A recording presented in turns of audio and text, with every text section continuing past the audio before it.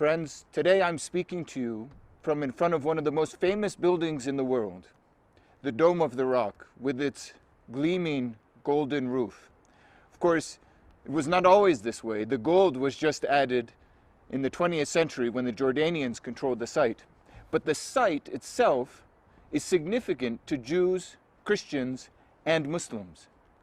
According to Jewish tradition, the site where the Dome of the Rock stands today was the very site where the temple built by Solomon for God once stood. And it stood there until the 6th century BC when it was destroyed by the Babylonians. Later, a second temple was built, and it was that temple which, according to the New Testament, Jesus visited, until that temple was destroyed as well in AD 70, this time by the Romans. Eventually, Jerusalem became a Christian city, but when the Byzantine Empire Christianized the city and took control of all of the sites which Christians hold holy, the Byzantines chose to keep this site, this high point looking over what is now the old city of Jerusalem, to keep it barren. No Christian church was built upon it. And for Byzantine Christians, the barrenness of the site itself was a testimony to the truth of the words of Jesus, understood by Christians as a prophecy, that on this site, the temple itself, no stone would remain upon another. Eventually, in the 7th century, Arab armies took over the city of Jerusalem around the year AD 637. And when Muslims took control of the city of Jerusalem, they made a different decision. They did build on this site.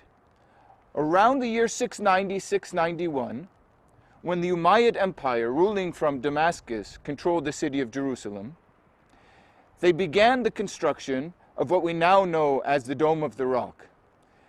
In the early centuries, Muslims associated the Dome of the Rock with different traditions, most of them connected to Abraham.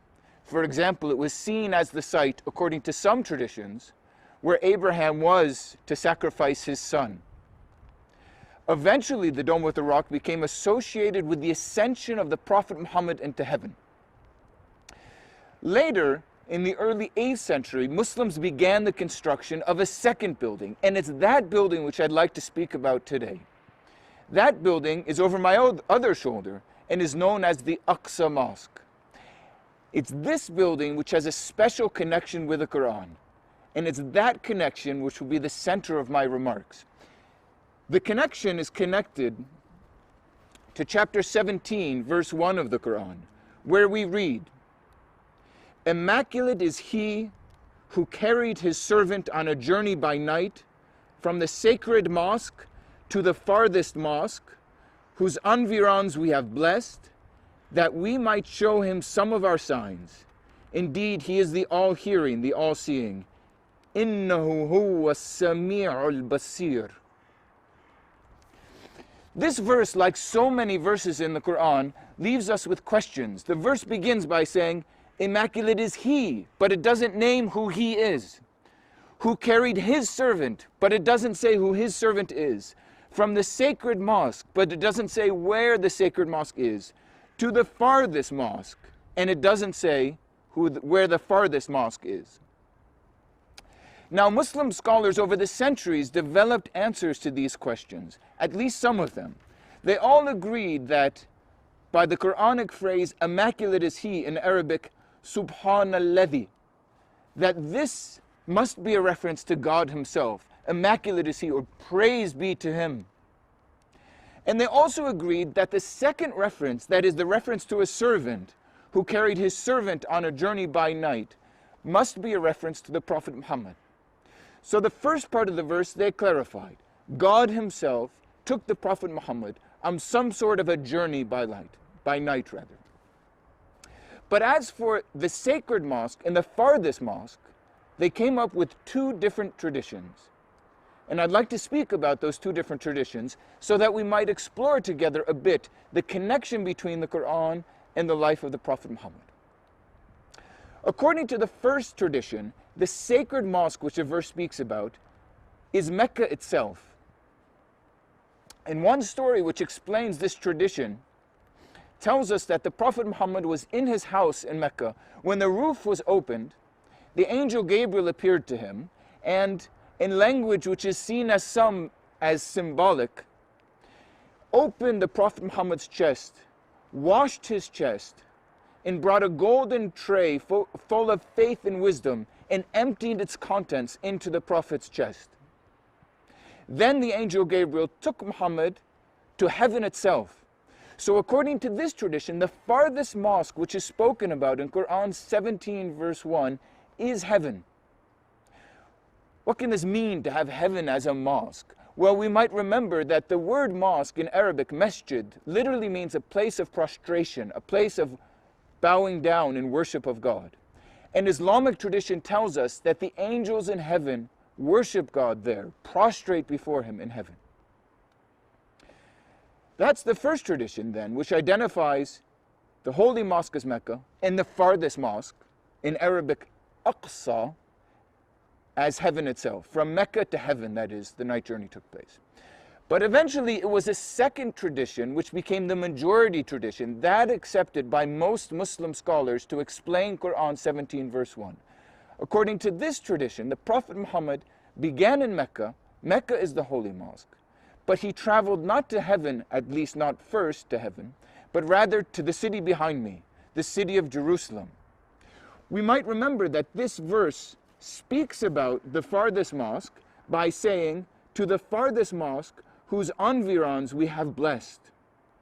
That is, the farthest mosque is a site which is holy, that's been blessed by God.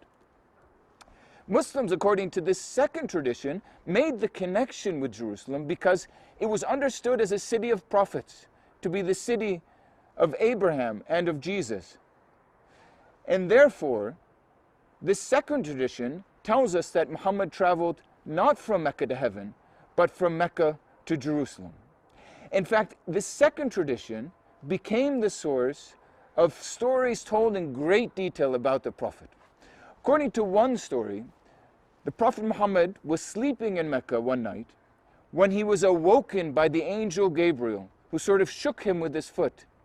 And before him, the Prophet Muhammad saw a marvelous beast. A beast that is described in Islamic sources as a white animal, half mule, half donkey, with wings at its sides. And on this beast, the Prophet Muhammad traveled from the city of Mecca to the city of Jerusalem. And there he met with the prophets who had come before him, with Abraham and Moses and Jesus, and he prayed before them. In fact, the tradition gives us an interesting description of the Muslim Jesus. It said he was a reddish man with freckles. Now, some traditions will tell us even that the Prophet Muhammad descended from this beast, which is given the name Al-Buraq in Jerusalem. And if you go to a Muslim tour guide today in Jerusalem, they'll even show you the very spot where he descended, and maybe even the ring where the beast was tied up as the Prophet Muhammad prayed with the prophets before him in Jerusalem. Now, there are two different sorts of versions of this tradition, one of which says that after the Prophet Muhammad prayed in Jerusalem with the other prophets, he returned to Mecca. But another one is connected with the Dome of the Rock. And it tells us that the Prophet Muhammad, after coming to Jerusalem, went to first what is now the Aqsa Mosque, and then he traveled to the Dome of the Rock, and from there, on the rock, which is at the center of the shrine, he ascended to heaven. Now, the idea of the Prophet Muhammad's ascension into heaven is also connected to certain passages in the Quran, especially Quran chapter 53 and Quran chapter 81, which seem to speak of some sort of visions, maybe of God himself. According to this tradition, when the Prophet proceeded from the Aqsa Mosque to the Dome of the Rock, a ladder appeared before him, and he stepped on top of the rock, which is at the center of the Dome of the Rock, onto the ladder and ascended into heaven. And Gabriel sort of acted as his guide.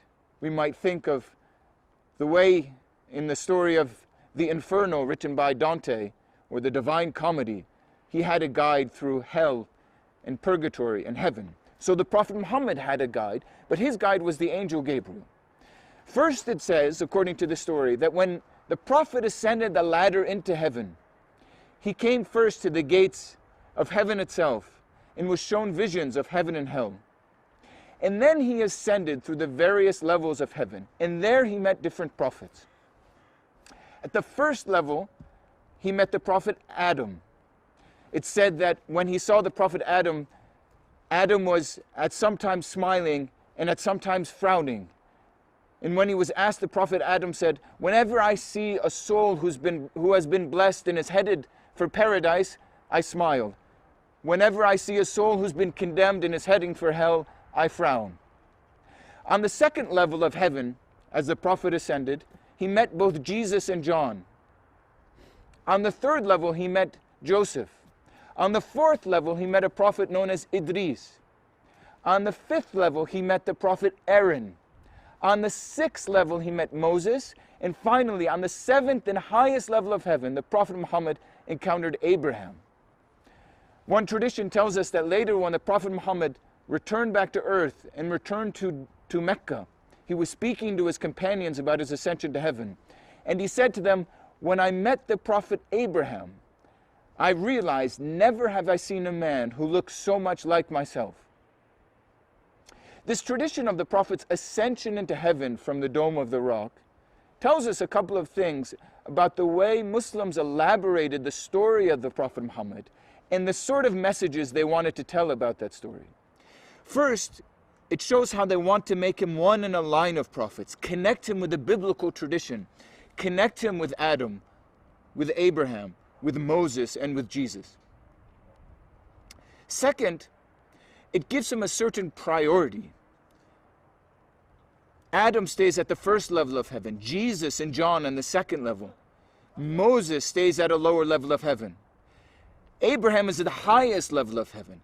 But some stories tell us that the prophet Muhammad proceeded even beyond Abraham, even above the seventh level of heaven, to the very threshold of the divine presence, and according to some traditions, to the divine throne itself, where God himself resides. In addition, there's a third message which this story of the prophet Muhammad's ascension to heaven, through the various levels, past the various prophets, tells us. It tells us that the prophet Muhammad has a certain special connection with Abraham himself. Indeed, it matters that this tradition puts Abraham at the highest level of heaven. And it matters that we have the anecdote according to which Muhammad said, "Never have I seen a man who looks so much like myself." The third chapter of the Quran tells us explicitly that Abraham was not a Jew, was not a Christian, but was a Muslim. And in the following verse it says, "Those who are closest to Abraham are those who followed him, the believers, and this prophet meaning Muhammad." And so we see this story is meant to present Muhammad as an Abrahamic figure. But friends, let's return to the basic question here, which is the way in which a story was developed about the prophet's night journey, and in a special way, the way the story was connected with the city of Jerusalem.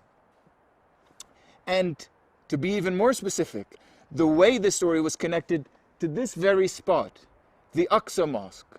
Indeed, we might remember that the name of the mosque, Aqsa Mosque, the furthest mosque, is taken from the Quran itself. That is, the construction of this mosque and the giving of the name Aqsa, or furthest mosque, was a way of saying, we can explain to you Quran chapter 17 verse 1. We know where the Prophet's night journey took place, from Mecca to Jerusalem, and to this very spot. Friends, the interesting thing, and the point which I'd like to focus on in conclusion, about the traditions of Muhammad's night journey, is that the different versions, or the different traditions, are all logical readings of Quran 17 verse 1. That is, it's logical to see the journey from the holy mosque to the furthest mosque as a journey from Mecca to heaven. Remember, the Quran in chapter 17 verse 1 describes this holy mosque as saying, its environs or its surroundings we have blessed. And indeed, this could be a description of heaven. It's far away from Mecca, and it's a holy place. But the second version as well, the second tradition which connects Mecca to Jerusalem, is also a logical reading of this verse. It's far away from Mecca, it could be the furthest mosque, and it's a holy city, the city of the prophets. We can see then why Muslims, in naming the Aqsa Mosque, that is, in giving this building right here a title which is connected to chapter 17 verse 1, we're sort of understanding chapter 17 verse 1 in a logical way. Just to make things a little bit more confusing, there's a third tradition which I haven't mentioned yet, according to which the Prophet Muhammad did not have a bodily, physical journey from Mecca to heaven or from Mecca to Jerusalem. According to this third tradition, the Prophet's beloved wife Aisha reported that the Prophet remained next to me that night, but God took his spirit. So it was only a sort of spiritual journey. We then have three traditions which are meant to explain one Quranic verse, chapter 17, verse 1.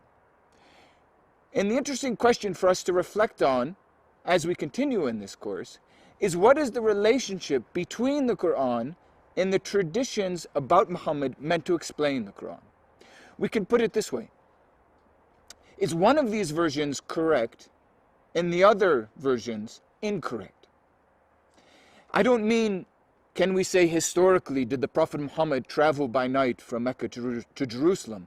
What I mean is one of these accounts the ancient one, the one that the Prophet Muhammad told to his companions? Did he actually say to him, I went to heaven, or I went to Jerusalem, or I had a spiritual journey, and he didn't say the other versions?